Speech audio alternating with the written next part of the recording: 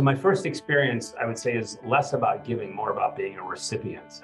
When I was sort of 17 or 18, finishing up high school, my family went through some difficult sort of personal situation within the family, which left me in a pretty significant financial bind as I was starting university in America, which is quite expensive.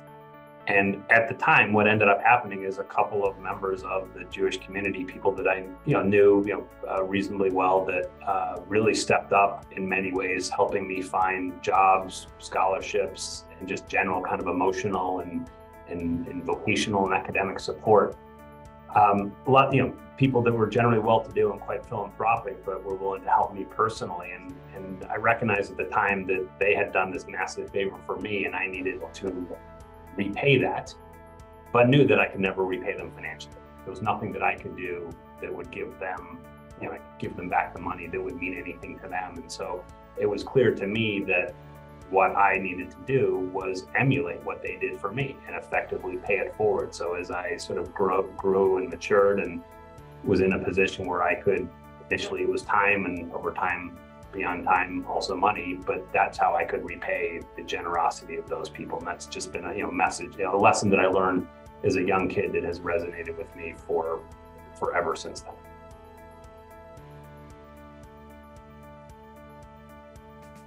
So first, I would say is a little bit of kind of pay it forward. I'd always had this view that since people had helped me in the past, one of the ways that I could benefit is helping others.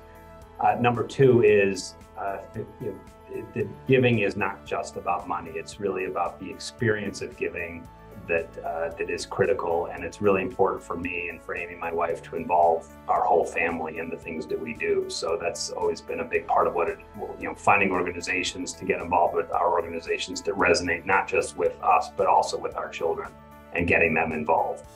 And then thirdly, it's finding organizations with dynamic leaders who are open-minded and passionate about what they do, and therefore are interested in having the benefit not just of somebody cutting a check, but actually want people who want to share the experience with them of helping whatever population it is that they're serving.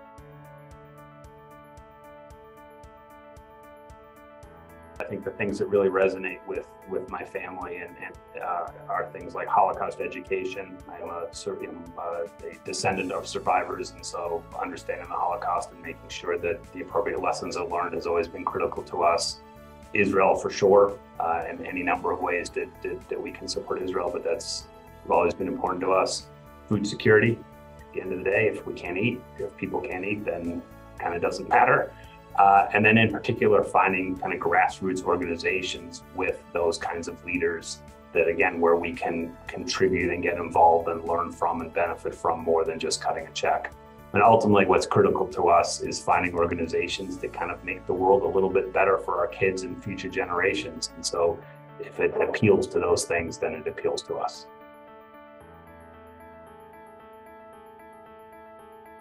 We're relatively new to the AJF world, but I think what's really critical for us and for me is really understanding that there is a whole community of like-minded folks here in Melbourne and in Australia who are interested in learning more about strategic thinking around the philanthropic impact that we can have, and that's really critical to me.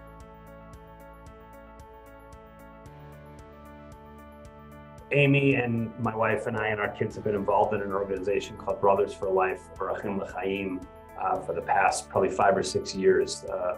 Brothers for Life is an Israeli-based grassroots organization founded by combat soldiers who were injured in combat to support other combat soldiers who were injured in combat.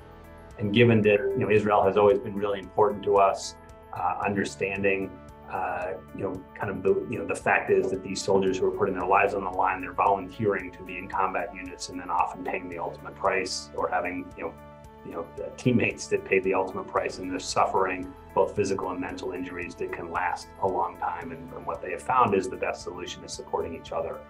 And it's an organization that resonated with us from the day we met them. Again, my entire family gotten involved. And so whenever we go to Israel, we have always gone, spent time with them, volunteered with them, done activities with them, helped support them mentally, emotionally, financially. One of the things that they do, they have found is a really critical part of their mission is they run these delegations around the world. So they do about 15 of them or so a year right now, where they go to Jewish communities outside of Israel. They take a delegation of about 10 or 12 soldiers into these communities around the world for about a week. And the reason they do this is they find kind of getting out of Israel, getting out of the hustle and bustle and stress of Israel is really quite critical to helping with the recovery, because in Israel, everyone's a soldier. Everyone kind of is a bit dismissive of injuries, and even PTSD wasn't really even recognized as a severe issue in Israel until the last several years. But as they get out into the diaspora, into these communities, all they get is love, right? These communities just have the ultimate respect for them, recognize the pain and suffering they're going through, and just give them a hug, right? Give them the time to sit there and listen to these stories. And so we sort of recognize that the Melbourne community is exactly the sort of community that they would benefit from having a delegation, because it is a community that loves and respects Israel. It's a passionate community. It's a community that cares about philanthropy in the broadest sense of the word. And so we were fortunate to partner with Brothers for Life to arrange a delegation to Melbourne earlier in 2023, and believe it will be the first of many, basically the annual delegations here, because it was really successful. And so we're really proud of the fact that we were able to, for these 10 soldiers and for the 5 host families who hosted these soldiers, as well as the broader community that had a chance to meet with them.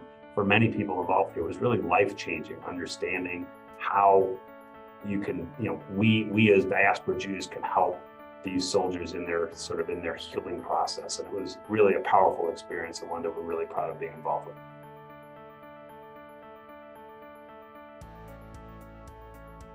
So really, I think it's going to be more of the same, right? We being my wife and I and our kids have found a nice kind of rhythm in the sorts of organizations we like to support. We'll continue to look for new organizations that sort of match what appeals to our passions.